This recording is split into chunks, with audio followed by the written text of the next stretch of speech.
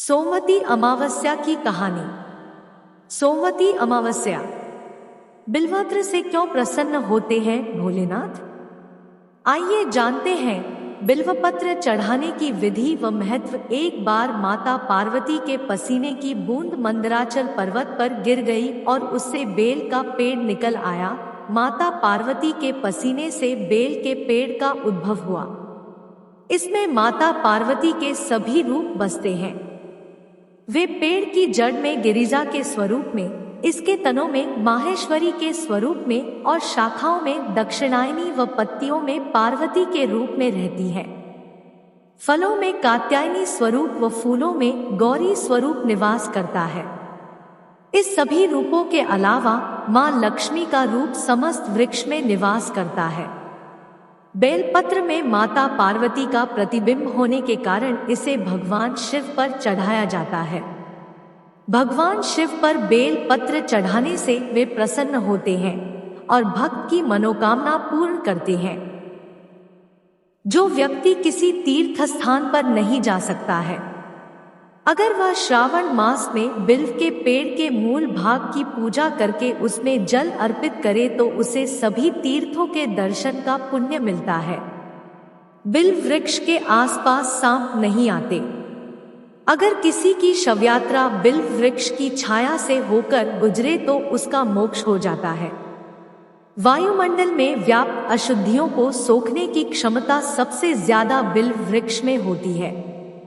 4, 5, 6 या 7 पत्तों वाले बिल्व पत्रक पाने वाला परम भाग्यशाली और शिव को अर्पण करने से अनंत गुना फल मिलता है। बेल वृक्ष को काटने से वंश का नाश होता है और बेल वृक्ष लगाने से वंश की वृद्धि होती है। सुबह शाम बेल वृक्ष के दर्शन मात्र से पापों का नाश होता है। बेल वृक्ष को सींचने से पितर तृप्त होते हैं। बेल वृक्ष और सफेद आंख को जोड़े से लगाने पर अटूट लक्ष्मी की प्राप्ति होती है। बेलपत्र और ताम्र धातु के एक विशेष प्रयोग से ऋषि मुनि स्वर्ण धातु का उत्पादन करते थे। जीवन में सिर्फ एक बार, और वह भी यदि भूल से भी शिवलिंग पर बेलपत्र चढ़ा दिया हो तो भी उसके सारे पाप मुक्त हो जाते हैं।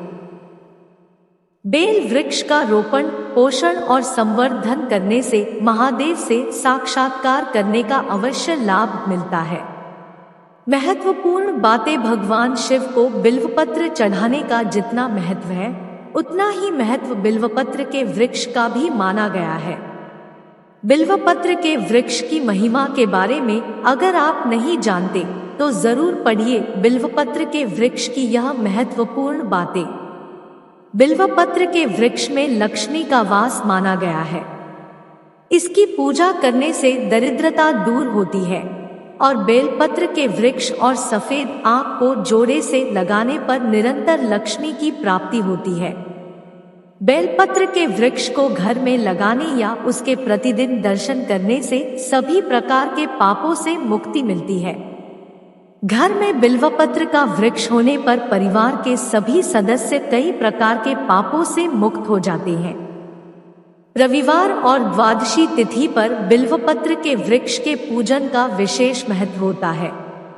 इस दिन पूजन करने से मनुष्य ब्रह्मा हत्या जैसे महापाप से भी मुक्त हो जाता है। इसके प्रभाव से यश और सम्मान मिलता है।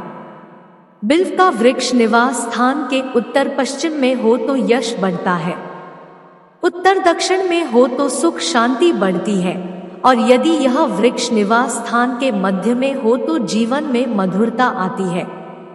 यदि कोई शव बिल्वपत्र के पेड़ की छाया से होकर श्मशान ले जाया जाता है तो उसे मोक्ष की प्राप्ति होती है। इसके अलावा बिल्वपत्र के पेड़ को नियमित रूप से जल चढ़ाने पर पितरों को तृप्ति मिलती है और पितृदोष से मुक्ति मिलती है। वातावरण को शुद्ध बनाए रखने के लिए बिल्वपत्र के वृक्ष का महत्व है। यह अपने आसपास के वातावरण का शुद्ध और पवित्र बनाए रखता है। घर के आसपास बिल्वपत्र का पेड़ होने पर वहां सांप या विषैले जीव जंतु भी नहीं आते। ऐसा माना जाता है कि बिल्वपत्र का पेड़ लगाने से वंश में वृद्धि होती है और भगवान शिव की विशेष कृपा प्राप्त होती है। इस वृक्ष के नीचे शिवलिंग पूजा से सभी मनोकामनाओं की पूर्ति होती है।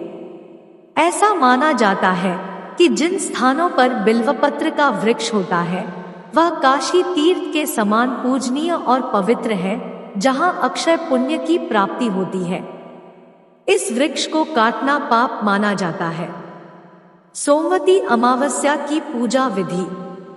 सोमवती अमावस्या 2023। सोमवती अमावस्या व्रत कथा। सोमवती अमावस्या के उपाय। सोमवती अमावस्या कब है? सोमवती अमावस्या की पूजा। सोमवती अमावस्या प्रदीप मिश्रा।